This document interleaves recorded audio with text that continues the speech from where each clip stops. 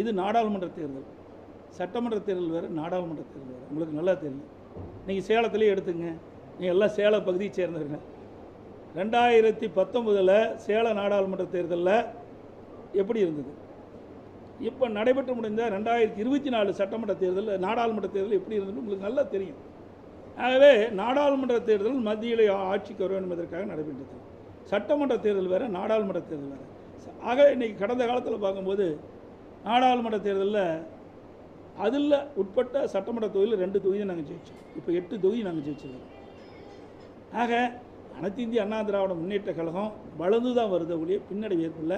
ஒரு சில தொகுதிகளை நீங்கள் சொல்கிறீங்க, அதையெல்லாம் சரி செய்யப்படும் எதிர்காலத்தில். அதிமுக வந்து வெற்றி பெற்றிருக்கலாம் பல இடங்களில். பாஜக அதிமுக கூட்டணி இருந்திருந்தால் அப்படிங்கிற ஒரு கருத்து நிலவுது. இருந்திருந்தால் போயிருந்தால் அதெல்லாம் கவலை இல்லை. அப்படி பார்த்தா திமுக இருக்கிற கூட்டணி கூட அதிமுக வந்து எல்லாம் தான் ஜெயிச்சிருக்கேன். அதெல்லாம் வேற. அதாவது ஒவ்வொருலையும் நடந்து முடிந்ததெல்லாம் வேற. ஒவ்வொரு தேர்தலையும் மாறுபட்ட கருத்தாக இருக்குது. 2014 வேறு மாதிரி போட்டிக்கிட்டாங்க. அதுக்கு அடுத்து வருது 2019 வேறு, 2024 இப்படி மாறுபட்ட கூட்டணிலாம் மாறி மாறி அமைச்சிட்டு இருப்பாங்க. ஆகவே அந்தந்த தேர்தல் போது அந்தந்த தேர்தல் வருகின்ற பொழுது சூழ்நிலைக்கு தற்பவாறு வெற்றி தோல்வி அமையும். ஆகவே ஒரு கட்சி தோல்வி அடைஞ்சால் மறுபடியும் தோல்வி அடைஞ்சாலும் கிடையாது. நீங்கள் 1991 திமுக 2 இடம் தான் வந்தது, புரியுதுங்களா? 1996 அண்ணா திமுக 4 இடம் தான் வந்தது. ஆக திமுக அழிஞ்சு போச்சா? இல்லை அண்ணா திமுக அழிஞ்சு போச்சா? அதெல்லாம் கிடையாது. இதே பாருங்கள், 2014 திமுக தமிழகத்தில் ஒரு இடம் கூட நாடாளுமன்ற தேர்தலில் வெற்றி பெறல. இப்போ வெற்றி பெற்றுக்குல்ல. ஆக அவ்வப்போது மாறி மாறி தான் அரசியல் வரும். அதுக்காக இந்த பின்னடைவு என்பதெல்லாம் வேண்டுமென்றே திட்டமிட்டு பரப்புகின்ற ஒரு பொய்யான செய்தி.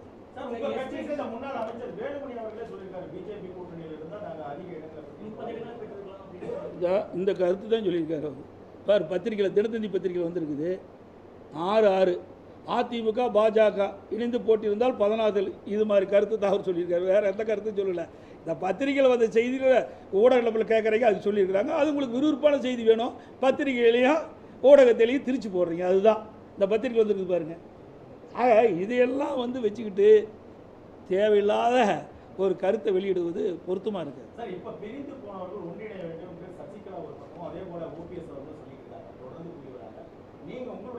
அதெல்லாம் முடிந்து போனது. இனிமேல் அதை பேசி என்ன பிரயோஜனம்? முடிந்து போனதை பற்றி பேசுவதற்கு அவசியமில்லை. வேண்டுமென்றே திட்டமிட்டு எதிரிகளோடு சேர்ந்து ஒரு குழப்பத்தை தொடர்ந்து விளைவித்துக் கொண்டிருக்கின்றார். ஆகவே நீங்கள் ஊடகம் நம்ம பத்திரிக்கை என்னென்னலாம் பேசுகிறீங்க? 3ஆ போச்சு, 4ஆ போச்சு, 2ஆ போச்சு, ஓட்டு விசைனா 1% அதிகமாக இருக்குது. அதெல்லாம் பிரிஞ்சு போங்காட்டி தான் 1% கூடுதலாக வந்திருக்குது. சார் இது சார் போன தடவை 2019 என்னாச்சு சொல்லுங்கள்? அப்போ மட்டும் நாடாளுமன்ற, அப்போ அதுக்கு பின்னாடி வந்த சட்டமன்ற தேர்தல் என்னாச்சு? அதை நீங்கள் கேட்க மாட்டேங்கிறீங்களே. இது சட்டமன்ற தேர்தல் வேறு, நாடாளுமன்ற தேர்தல் வேறு. மக்கள் பிரித்து பார்த்தா ஓட்டு போடுறாங்க. நீங்கள் 2019 கூட இடைத்தேர்தல் இருந்தது, நல்லா புரிஞ்சு. நிலக்கோட்டையில் அண்ணா திமுக 26 ஓட்டில் ஜெயிக்கிறார். அங்கே திமுக வேட்பாளர் போனோம், தோக்குது. நாடாளுமன்றத்தில் 40,000 ஓட்டு கூடுதலாக வாங்குறாரு. ஆக மக்கள், தமிழ்நாட்டு மக்கள் விழிப்புணர்வு உள்ளவர்கள். எந்த சமயத்தில் எப்படி வாக்களிப்போ அப்படி வாக்களிப்பார்கள். 2026 சட்டமன்ற தேர்தலில் அனைத்து இந்திய அண்ணா திராவிட முன்னேற்ற கழக தலைமையில் அமைக்கப்பட்ட கூட்டணி பெரும்பான்மையான இடங்களில் வெற்றி பெற்று அதிமுக ஆட்சி அமைக்கும் என்பதை திடமாக சொல்லுங்கள். எந்த கருத்து? நீங்கள் தான் திரிச்சு போடுறீங்களே. கிடைச்சா போதும், ஏதாவது ஒரு வார்த்தை சொன்னதையும் உடனே கேட்குறாரு அறிவியல். ஆக அதிமுக அண்ணா யார் வேணாலும் சொல்லுவார், அவருக்கு எங்களுக்கு என்ன சம்மதம்? வேண்டுமென்று திட்டமிட்டு குழப்புது. போனதற்கு நூறு சொன்னார் பாருங்க, யார், ஒரு ஹவுசிங் மினிஸ்டர், சரி என்ன ரகுபதி, ரகுபதி பேசுகிறார், சொங்காட்டை என்னங்கண்ணா, அவருக்கும் அதிமுக என்ன சம்மதம்? வேணுமென்று திட்டமிட்டு ஒரு குழப்பத்தை வர வைக்கிறது. ஏதாவது அதிமுக பற்றி ஊடகத்திலையும் பத்திரிகையிலையும் செய்தி வரணும், அதை எடுத்து போடுறாங்க. ரகுபதியெல்லாம் அதிமுக பேசுறது அருகதை கிடையாது. ஏன்னா அதிமுக வேட்டி மாற்றி கட்டிட்டு போனவர். அதிமுக அவருக்கு அடையாளம் காட்டப்பட்ட கட்சி அதிமுக கட்சி. அனைத்து இந்திய அண்ணா திராவிட முன்னேற்ற கழகத்துடைய தொண்டர்கள், நிர்வாகிகள், தலைமை அவர்களுக்கு ஒரு வாய்ப்பை கொடுத்தது. அமைச்சராக்குனாங்க, அடையாளத்தை காட்டினாங்க. அந்த அடையாளத்தை வச்சு தான் திமுகவுக்கு போய் எங்களை பற்றி பேசுவதற்கு அருகதை கிடையாது. இப்படித்தான் பல தலைவர்கள் வேண்டுமென்றே திட்டமிட்டு பேசிகிட்டு இருக்கிறாங்க. இன்றைக்கு கூட இன்றைக்கி நீங்கள் கேட்டதுனால சொல்கிறேன், இல்லை மற்ற கட்சியெல்லாம் தலையிடுறதில்ல. இன்றைக்கி அதிகமான வாக்கு வாங்கியிருக்கிறாங்கிறாங்க. என்ன அங்கே கோவையில் கிடையாது. ஏற்கனவே 2014 பாரதிய ஜனதா கூட்டணியில் சிபி ராதாகிருஷ்ணன் அவர்கள் 27 வாக்குகள் தான் வெற்றி வாய்ப்பு இழந்தார். 2014 பாரதிய ஜனதா தலைமையில் ஒரு கூட்டணி அமைச்சிருந்தாங்க. அதில் 27 வாக்குகள் தான், அந்த விட குறைவாக தான் வாக்கு வாங்கியிருக்காரு. அந்த சதவீதத்தை பார்த்தீங்கன்னா இப்போ இருக்கிற அண்ணாமலை அவர்கள் குறைவான வாக்குகள் தான் பெற்றிருக்காரு. ஆகவே ஒவ்வொரு முறையும் நாடாளுமன்றத்திலாம் சரி சட்டமன்றத்திலாம் சரி மாறி மாறி வருகின்ற பொழுது வாக்கு வித்தியாசம் மாறி மாறி தான் வரும். இப்போ கூட பாருங்கள், எடப்பாடியில் எடுத்துங்க உதாரணத்துக்கு, 2019 சேலம் நாடாளுமன்றத்தில் 2019 8250 ஓட்டு குறைவு. அப்போது அதிமுக, பாட்டாளி மக்கள் கட்சி, பாரதிய ஜனதா, தேமுதிக இந்த எல்லா கட்சியிலும் இடம்பெற்றிருக்கும் போதே 8250 ஓட்டுகள் கம்மி. சட்டமன்றம் வந்தது, சட்டமன்றத்தில் பாரதிய ஜனதா கட்சி கிடையாது, தேமுதிக இல்லை, 94,000 வாக்குகளை நான் பெற்றேன். 2024 நாடாளுமன்ற தேர்தல் இப்போ நடக்குது. இதில் அதிமுக தேமுதிக தான் இருந்தது. இந்த 2 கட்சி தான் நம்ம சேலத்தை எங்களுடைய பகுதியில், மற்ற அமைப்புகள்லாம் கம்மியானதாக இருக்குது. இப்போ 46,230 வாக்குகள் நான் பெற்றேன். ஆக சூழ்நிலைக்கு தக்கவாறு மக்கள் வாக்களிக்கின்றது இயல்பு. இதை வச்சுக்கிட்டு வெற்றி தோல்வியெல்லாம் நிர்ணயிக்க முடியாது. மீண்டும் சொல்கிறேன், 2026 சட்டமன்ற போட்டி எழும்போது அனைத்து இந்திய அண்ணா திராவிட முன்னேற்ற கழக தலைமையில் அமைக்கப்பட்ட கூட்டணி ஆட்சி பிடிக்கும். அதிமுக தனி பெரும்பான்மையோடு தமிழகத்தில் ஆட்சி அமைக்கும். இது திண்ணம். அண்ணாமலை தோல்வியை தழுவிய பிறகு கூட அதிமுகவை தொடர்ந்து விமர்சனம் செஞ்சுட்டு அதுக்கு நீ அவரை தான் கேள்வி கேட்கணும். என்னை கேள்வி கேட்டு நான் என்ன பண்ணுறது? எங்கள் கட்சி தான் சார் ஒரு கட்சியை பற்றி விலகி போயிட்டார், புரியுதா? அவர் விலகி போயிட்டார், அவருடைய ஆதங்கத்தில் வெளிப்படுத்திட்டு இருக்கார். அவர் என்னென்னமோ கனவு கண்டு நின்றுப்பார், கனவு பலிக்கலை, நனவாகலை. அந்த வருத்தத்தில் அந்த வெறுப்பில் இப்படிப்பட்ட வார்த்தையெல்லாம் உதிர்த்துட்டு இருக்கார். தேர்தலுக்கு பிறகு நாடாளுமன்ற தேர்தலுக்கு அதிமுக என்ற திராவிட கட்சி இல்லாத போயிடும் அப்படின்னு சொல்லி தான் சொல்லியிருக்காரு. இவரை போல பல பேர் பேசுனாங்க, இவரை போல பல பேர் பேசுனாங்க. நான் முதலமைச்சராக பதவி ஏற்கும்போது என்னெல்லாம் ஊடகத்திலையும் பத்திரிகையில் வெளியில் வந்தது. எடப்பாடி பழனிசாமி 10 நாளைக்கு முதலமைச்சராக இருப்பாரா, 20 நாளைக்கு முதலமைச்சராக இருப்பாரா, 3 மாதத்துக்கு இருப்பாரா, 6 மாதத்துக்கு இருப்பாரான்னு. 4 ஆண்டு காலம் 4 ஆண்டு 2 மாத காலம் சிறப்பான ஆட்சி கொடுத்தோம். அதுக்கு பிறகு கட்சி 2ஆ போச்சு, 3ஆ போச்சு, சின்ன முடக்கம், அது முடக்கம், அப்படியெல்லாம் அவதூறு பிரச்சாரம். இதையெல்லாம் முறியடித்து தான் தேர்தலை சந்தித்து இன்றைக்கு அனைத்து இந்திய அண்ணா திராவிட முன்னேற்ற கழகம் நாடாளுமன்றத்திலே அதிக வாக்குகளை பெற்றது. சார், பாஜகவை பொறுத்தவரை கடந்த மத்திய ஆட்சியில் தனிப்பெரும்பான்மையாக இருந்தாங்க. ஆனால் இன்னைக்கு அவங்க மற்ற கூட்டணி கட்சிகளை நாட வேண்டிய ஒரு கட்டாயத்தில் இருந்திருக்காங்க. இப்போ மோடி அவர்கள் மீது மக்களுக்கு ஒரு அதிருப்தி ஏற்பட்டிருக்குன்னு கருதலாம். அதாவது மக்கள் தீர்ப்பே மகேஷன் தீர்ப்பு. மக்கள் என்ன தீர்ப்பு கொடுக்க அதை வணங்கி ஏற்றுக்கொள்ள வேண்டும். ஏன்னா இப்படிப்பட்ட தமிழ்நாட்டில் இருக்கிற இப்படிப்பட்ட தலைவர் வச்சுட்டு இருந்தால் இப்படி தான் இருக்கும். நல்ல கட்சி நிர்வாகிகளை வச்சுருந்தா அதிகமான அவர் தனிப்பெரும்பான்மை இடங்களை பெற்றிருப்பார்கள். தமிழ்நாட்டில் இருக்கிற அந்த கட்சியுடைய தலைவரை போல பல தலைவர் இருப்பார்கள் போல் இருக்குது. அதனால தான் அவர்களுக்கு பின்னடைவு ஏற்பட்டிருக்கு. அப்படி நாங்கள் சொல்லலை. அந்த அதுக்கு என்ன பண்ணுறது, நாங்கள் அப்படி ஒன்றும் விமர்சனம் பண்ணல. நீ இப்படி கேள்வி கேட்டு போட்டு பத்திரிக்கையில் பெருசாக கொட்டை எழுத்துல போடுவீங்க. இல்லை, அதுக்கு நீங்கள் பார்க்குறீங்க. உங்களுக்கு விறுவிறுப்பான செய்தி வேணும், அதுக்கு நாங்கள் தான் கிடச்சவா, அதெல்லாம் கிடையாது.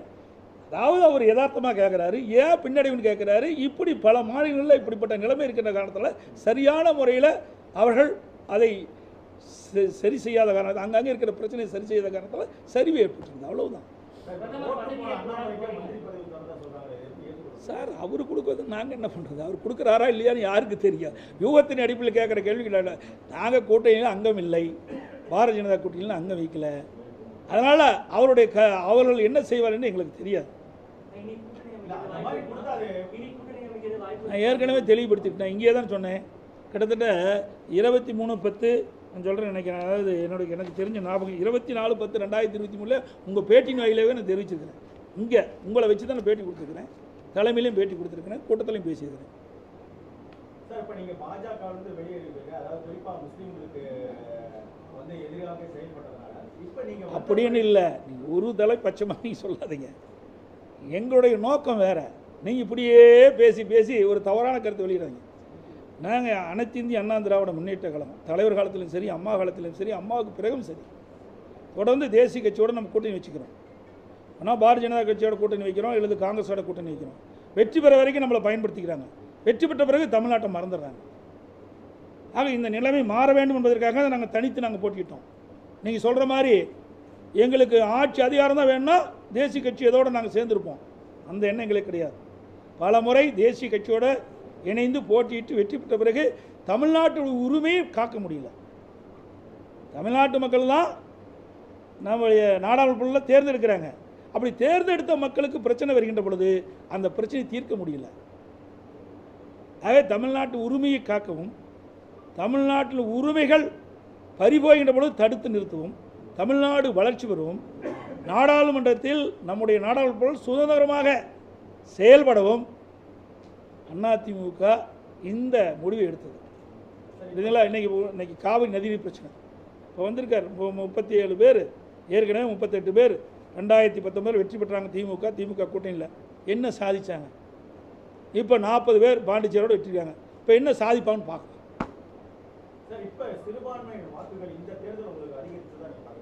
அதாவது சிறுபான்மை பெரும்பான்மைங்கிறதெல்லாம் இல்லை.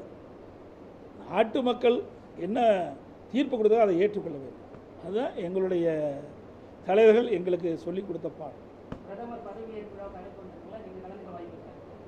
அதை பற்றி இன்னும் சிந்திக்கலை. வந்து உங்களுக்கு தெளிவுபடுத்தும் சார். இன்னும் அவையில இன்னும் எப்போன்னு ஃபிக்ஸ் பண்ணலையே, டைமே ஃபிக்ஸ் பண்ணலையே. எனக்கு கிடைத்த தகவல் புரியுதா?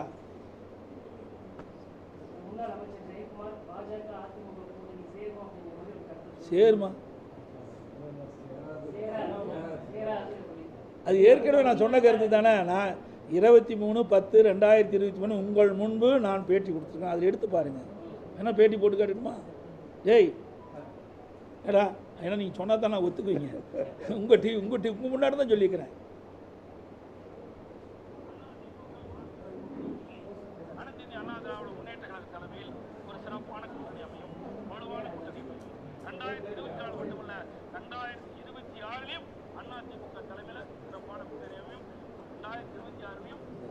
புரியுதுங்களா? இல்லைன்னா அன்னைக்கே அவங்க முன்னாடியே சொல்லியாச்சுங்க. அதுதான் ஒரு ரிப்பீட் பண்ணியிருக்கேன்.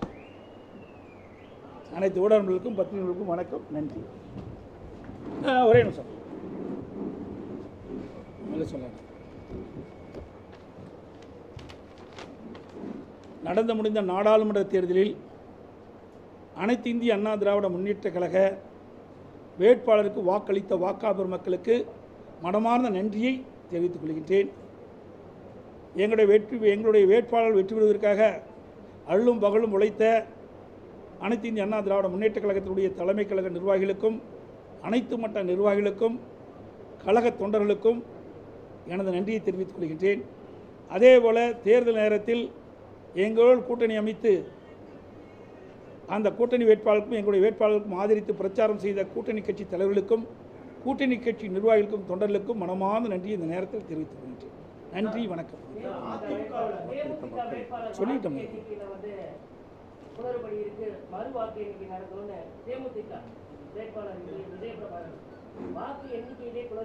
அதான் வாக்கு எண்ணிக்கையில் குளறுபடி இருக்குது. மறு வாக்கு என்ன வேணும்னு கேட்டாங்க. ஆனால் இல்லைன்னு இருக்கிறாங்க. அவர்கள் நீதிமன்றத்துக்கு போகிறதுக்காக இன்றைக்கு நான் பத்திரிகை செய்தி பார்த்தேன். அவர்களும் பேசினாங்க.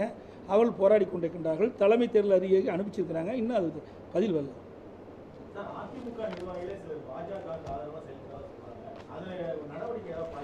அப்படி செயல்பட்டு வந்தால் எப்படிங்க ஒரு சத வாக்கு அதிகமாக இருக்கும்?